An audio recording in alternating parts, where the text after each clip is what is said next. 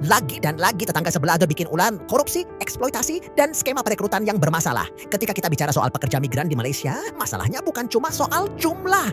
Ada isu yang jauh lebih serius, korupsi dalam perekrutan, eksploitasi tenaga kerja, dan praktik bisnis yang tidak manusiawi. Lihat saja laporan dari Komisi Anti Korupsi Bangladesh (ACC) pada tahun 2024. Ada dugaan pencucian uang dan pemerasan yang melibatkan pejabat dari Malaysia dan Bangladesh dalam skema perekrutan tenaga kerja. Singkatnya, pekerja migran diperas habis-habisan sebelum mereka bisa mendapatkan pekerjaan. Rata-rata pekerja harus membayar sekitar $3.940, sekitar 60 juta rupiah hanya untuk bisa bekerja di Malaysia. Jumlah ini jauh di atas batas yang seharusnya. Ini bukan hanya masalah mahalnya biaya, tapi juga praktik eksploitasi yang sudah sistemik. Dan setelah mereka tiba di Malaysia, gaji rendah, kondisi kerja yang buruk, perlindungan hukum yang minim, dan bahkan risiko menjadi pekerja ilegal. Ada banyak kasus di mana mereka dibiarkan tanpa dokumen yang sah, membuat mereka rentan terhadap deportasi, atau bahkan menjadi korban perdagangan manusia. Ironisnya, Malaysia masih menggantungkan ekonominya pada mereka. Disinilah Indonesia jauh lebih unggul. Kalau kita bandingkan, Indonesia memang memiliki tenaga kerja migran di luar negeri, tapi Indonesia tidak pernah sampai bergantung pada tenaga kerja asing dalam negeri seperti Malaysia. Indonesia punya sumber daya manusia yang cukup besar dan saat ini justru fokus membangun industri sendiri. Misalnya, dengan hilirisasi industri dan kebijakan energi mandiri yang mulai berjalan, Indonesia justru menarik investasi masuk tanpa perlu bergantung pada buruh migran murah. Sementara Malaysia, tanpa tenaga kerja asing, banyak sektor di Malaysia bisa lumpuh total.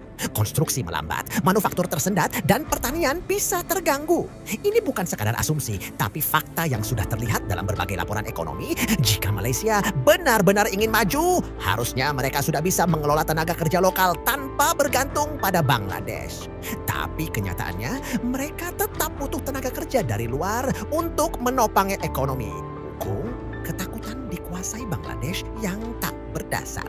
Beberapa orang di Malaysia mungkin khawatir negaranya akan dikuasai oleh pekerja Bangladesh. Tapi kalau kita lihat realitanya, bukan Bangladesh yang menguasai Malaysia, tapi Malaysia yang tidak bisa bertahan tanpa pekerja Bangladesh. Jadi daripada takut negaranya diambil alih, mungkin yang lebih tepat adalah refleksi. Kenapa Malaysia belum bisa mandiri? Pemerintah Malaysia perlu lebih serius dalam mengatasi masalah ketergantungan ini. Mulai dari mengurangi korupsi dalam perekrutan, meningkatkan perlindungan tenaga kerja, dan mulai memberdayakan tenaga kerja lokal. Tapi kalau terus-terusan bergantung pada buruh migran murah sambil menutup mata terhadap eksploitasi yang terjadi, Malaysia hanya akan semakin tertinggal dibandingkan negara lain, termasuk Indonesia yang sedang berusaha membangun kemandirian ekonomi yang sebenarnya. Saat ini Malaysia menghadapi dilema besar. Apakah mereka akan terus-menerus bergantung pada tenaga kerja asing atau mulai serius membangun kemandirian ekonominya? Sejak puluhan tahun lalu, Malaysia menikmati pertumbuhan ekonomi yang pesat. Tapi ada satu rahasia yang jarang dibahas. Pertumbuhan ini tidak sepenuhnya berasal dari inovasi atau industri canggih, melainkan dari eksploitasi tenaga kerja murah. Bukan rahasia lagi kalau sektor konstruksi, manufaktur, hingga perkebunan sawit di Malaysia tidak akan berjalan tanpa pekerja migran dari Indonesia, Bangladesh, Nepal, dan negara lainnya. Mereka dibayar rendah, seringkali bekerja dalam kondisi yang buruk, dan dalam banyak kasus tidak mendapatkan perlindungan hukum yang layak. Lalu, jika ada yang bilang bahwa pekerja asing menguasai Malaysia, pertanyaannya adalah, siapa sebenarnya yang mengendalikan siapa? Bayangkan Malaysia tanpa pekerja migran, gedung-gedung tidak selesai dibangun, pabrik-pabrik melambat produksinya, perkebunan sawit yang jadi andalan ekspor Malaysia bisa lumpuh total. Apakah Malaysia benar-benar siap menghadapi itu? Bandingkan dengan Indonesia, dengan jumlah penduduk yang besar, Indonesia tidak perlu mencari tenaga kerja murah dari luar. Yang dilakukan Indonesia saat ini justru memperkuat tenaga kerja lokal dan membangun industri yang lebih mandiri. Contoh paling nyata adalah kebijakan hilirisasi industri nikel yang mulai diterapkan. Dulu Indonesia hanya mengekspor bahan mentah. Sekarang kita olah sendiri. Pabrik smelter dibangun, tenaga kerja lokal terserap, dan nilai ekspor naik drastis. Hasilnya, ekonomi makin kuat, investasi asing masuk. Indonesia punya posisi tawar yang lebih tinggi di kancah internasional. Sementara Malaysia masih berkutat di pola lama, mengandalkan tenaga kerja murah dan eksploitasi. Jadi, siapa yang lebih siap menjadi kekuatan ekonomi di masa depan? Masalahnya bukan hanya ketergantungan ekonomi, tapi juga ketimpangan sosial yang semakin besar. Ketika satu kelompok hanya dipandang sebagai tenaga kerja murah tanpa hak, apa yang terjadi? Tumbuhnya diskriminasi sosial, meningkatnya ketegangan antar komunitas, dan dalam jangka panjang bisa menjadi bom waktu yang mengancam stabilitas negara. Malaysia sudah melihat tanda-tanda ini. Kasus eksploitasi pekerja, ketidakadilan sosial, dan korupsi dalam perekrutan tenaga kerja bukan sekadar masalah ekonomi, tapi juga ancaman bagi harmoni sosial negara mereka sendiri. Jangan salahkan pekerja migran, salahkan sistemnya. Beberapa pihak di Malaysia mungkin panik dan mulai menyalahkan pekerja asing, terutama dari Bangladesh, seolah mereka adalah penyebab masalah yang padahal mereka datang bukan karena ingin menguasai Malaysia, tapi karena sistem di Malaysia sendiri yang membutuhkan mereka. Jadi, jika ada yang merasa Malaysia terlalu banyak dikuasai oleh pekerja asing, solusinya bukan mengusir mereka, melainkan memperbaiki sistem yang membuat Malaysia terlalu bergantung. Malaysia harus memilih jalan baru, punya dua pilihan. Tetap bergantung pada tenaga kerja asing, membiarkan eksploitasi dan korupsi terus terjadi, hingga akhirnya ekonomi mereka stagnan dan ketimpangan sosial semakin tajam. Mulai membangun tenaga kerja lokal, mengurangi ketergantungan pada migran, dan memperkuat industrinya sendiri, seperti yang sedang dilakukan Indonesia. Indonesia sudah membuktikan bahwa tanpa eksploitasi tenaga kerja asing, sebuah negara bisa tumbuh dan berkembang. Malaysia bisa belajar dari itu atau terus terjebak dalam pola lama yang suatu saat akan menghancurkan mereka sendiri. Di tengah kegaduhan Malaysia yang masih berkutat pada isu tenaga kerja asing, Indonesia justru menunjukkan bahwa sebuah negara bisa maju tanpa harus menggantungkan diri pada eksploitasi buruh murah. Mari kita lihat faktanya. Indonesia tidak butuh mengimpor pekerja murah. Justru kita sedang dalam fase membangun tenaga kerja terampil, bukan hanya untuk industri dalam negeri, tapi juga untuk ekspor tenaga ahli ke dunia. Indonesia menguasai sumber daya alam strategis. Malaysia boleh saja punya sawit, tapi Indonesia punya lebih dari itu. Nikel, batu bara, gas alam, emas, hingga cadangan energi terbarukan yang melimpah. Indonesia sudah belajar dari masa lalu. Dulu kita dieksploitasi oleh asing yang hanya mengambil bahan mentah dari kita. Sekarang kita tidak lagi jadi pemasok murah untuk negara lain. Kita mulai mengolah sumber daya sendiri dan menikmati hasilnya. Hilirisasi, langkah jenius yang membuat Indonesia tidak bisa diremehkan. Apa yang membedakan Indonesia dengan Malaysia saat ini? Sederhana, keberanian untuk berubah. Indonesia di bawah kepemimpinan yang tegas memutus rantai eksploitasi sumber daya alam oleh pihak asing. Contoh nyata, hilirisasi industri nikel. Apa yang terjadi setelah Indonesia melarang ekspor nikel mentah? Eropa dan Cina panik. Mereka tidak bisa lagi mendapatkan bahan baku dengan harga murah. Pabrik smelter dibangun di dalam negeri, lapangan kerja bertambah, ekonomi lokal tumbuh. Indonesia naik kelas dalam rantai produksi global. Kita tidak lagi sekadar penyuplai bahan mentah, tapi pemain utama dalam industri baterai dan kendaraan listrik. Sementara itu, Malaysia masih berkutat dengan model lama, mengandalkan ekspor komoditas mentah seperti sawit dan gas tanpa nilai tambah signifikan. Jadi, jika ada yang bertanya, negara mana yang lebih siap menghadapi masa depan? Jawabannya jelas, Indonesia. Kemandirian energi Indonesia tidak akan dikte oleh negara lain.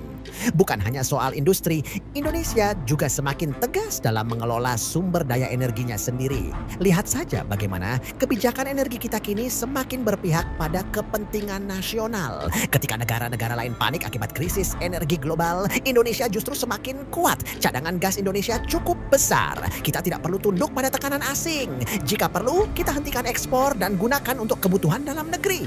PLN mulai beralih ke energi terbarukan. Indonesia tidak hanya mengandalkan batu bara, tapi juga mulai serius dengan tenaga surya, air, dan panas bumi BBM dan migas. Kita sedang menuju swasembada. Tidak akan ada lagi cerita Indonesia harus beli BBM mahal dari negara lain, padahal kita punya bahan mentahnya. Sementara itu, Malaysia justru masih harus bergantung pada kebijakan luar negeri dan harga pasar global untuk menjaga kestabilan ekonominya. Lalu, siapa yang lebih unggul dalam strategi jangka panjang? Jelas Indonesia. Indonesia tidak perlu bergantung, justru jadi magnet baru dunia. Banyak negara mulai sadar, Indonesia bukan lagi negara yang bisa dipandang sebelah mata. Investor asing kini berebut masuk. Bukan karena mereka ingin menguasai kita, tapi karena mereka tahu Indonesia adalah tempat terbaik untuk menanamkan modal. Pasar Indonesia besar. Dengan lebih dari 270 juta penduduk, kita bukan hanya produsen, tapi juga konsumen besar yang menentukan tren pasar dunia. Posisi strategis di ASEAN. Kita bukan sekadar pemain regional lagi, tapi sudah mulai diperhitungkan dalam percaturan geopolitik global. Bandingkan dengan Malaysia, masih bergantung pada ekspor komoditas, masih bergantung pada tenaga kerja asing, masih belum punya pijakan kuat dalam industri masa depan. Jadi, jika ada yang bilang Malaysia lebih unggul, mari kita tanya balik, unggul di bagian mana? Industri. Indonesia mulai memimpin. Sumber daya alam, Indonesia jauh lebih kaya. Stabilitas ekonomi, Indonesia terbukti lebih tangguh menghadapi krisis. Kemandirian tenaga kerja, Indonesia tidak perlu mengimpor buruh murah. Kenyataannya, Indonesia bukan hanya sekadar pesaing Malaysia. Kita sudah melampaui mereka. Tantangan kita sekarang bukan lagi sekadar bersaing dengan negara tetangga, tapi menjadi pemain utama dalam ekonomi global. Saat ini, Indonesia tidak lagi berada di posisi yang bisa diremehkan. Kita bukan negara kecil yang hanya bisa mengikuti arus, tapi negara besar yang mulai menentukan arah. Dulu, kita dianggap sebagai anak bawang di kawasan Asia Tenggara, sekadar negara berkembang yang selalu tertinggal di belakang Singapura atau Malaysia. Tapi sekarang, dunia tidak bisa lagi mengabaikan Indonesia. Jika ada yang masih ragu dengan kekuatan Indonesia, mari kita tunjukkan bukti ekonomi kita terus tumbuh. Saat banyak negara mengalami resesi, Indonesia tetap stabil dan terus berkembang. Militer kita semakin kuat. Kita bukan lagi negara yang bisa ditekan begitu saja oleh kekuatan asing. Teknologi dan inovasi mulai berkembang. Startup Indonesia mulai bersaing di level global, tidak hanya menjadi penonton. Jadi, siapa yang masih berani meremehkan Indonesia? Mari kita bicara jujur. Dulu, Indonesia memang dikenal sebagai negara pengirim tenaga kerja ke luar negeri. Kita sering melihat berita tentang pekerja migran yang dikirim ke Malaysia, Timur Tengah, atau negara-negara lain demi mencari nafkah. Tapi sekarang kita balik situasinya. Indonesia bukan lagi negara pemasok buruh murah. Kita mulai mencetak tenaga ahli di berbagai bidang. Kita tidak lagi hanya mengekspor tenaga kerja, tapi membangun industri sendiri di dalam negeri. Kita tidak ingin rakyat kita diperlakukan seperti budak di negeri orang. Sementara Malaysia masih berjuang dengan ketergantungan tenaga kerja asing, Indonesia justru sedang menciptakan tenaga kerja berkualitas untuk menopang ekonominya sendiri. Indonesia bukan hanya sumber bahan mentah. Kita kini pemain global dulu. Indonesia dikenal sebagai negara yang hanya mengekspor bahan mentah. Minyak, batu bara, kayu, karet, sawit. Kita hanya jadi lumbung bagi negara lain, sementara mereka yang menikmati hasil akhirnya. Kita stop ekspor nikel mentah. Negara-negara Eropa dan Cina kebakaran jenggot karena mereka tidak bisa lagi mendapatkan bahan baku murah. Kita bangun smelter sendiri. Indonesia kini masuk dalam rantai industri baterai global. Kita mulai menguasai teknologi hilir. Tidak hanya menjual bahan baku, kita juga mulai mengembangkan industri kendaraan listrik dan energi terbarukan. Ini baru langkah awal. Ke depan, kita tidak hanya ingin menjadi eksportir bahan mentah, tapi produsen utama barang jadi. Sementara Malaysia masih sibuk dengan ekspor sawit dan minyak mentah, Indonesia sudah melangkah lebih jauh. Dunia sedang menghadapi krisis energi. Banyak negara yang bergantung pada impor minyak dan gas. termasuk Malaysia. Tapi Indonesia, kita sedang membangun ketahanan energi sendiri. Kikimo, kita punya cadangan gas dan minyak yang cukup besar. Kita mulai mengembangkan energi terbarukan seperti panas bumi dan tenaga surya. Kita tidak akan membiarkan negara lain mendikte harga dan kebijakan energi kita. Saat Malaysia masih harus bergantung pada ekspor dan impor energi, Indonesia sudah mulai menuju swasembada energi. Kita tidak akan membiarkan sumber daya kita dipermainkan oleh negara lain. Jika dulu Indonesia hanya jadi penonton dalam perpolitikan dunia, sekarang kita mulai memainkan peran penting. Indonesia menjadi pemimpin G20. Kita tidak hanya hadir, tapi juga ikut menentukan kebijakan ekonomi global. Indonesia menjadi juru damai dalam konflik internasional. Kita dihormati bukan karena kekuatan militer, tapi karena kebijaksanaan diplomasi kita. Indonesia semakin kuat dalam geopolitik Asia. Banyak negara mulai sadar bahwa Indonesia adalah kunci dalam stabilitas kawasan.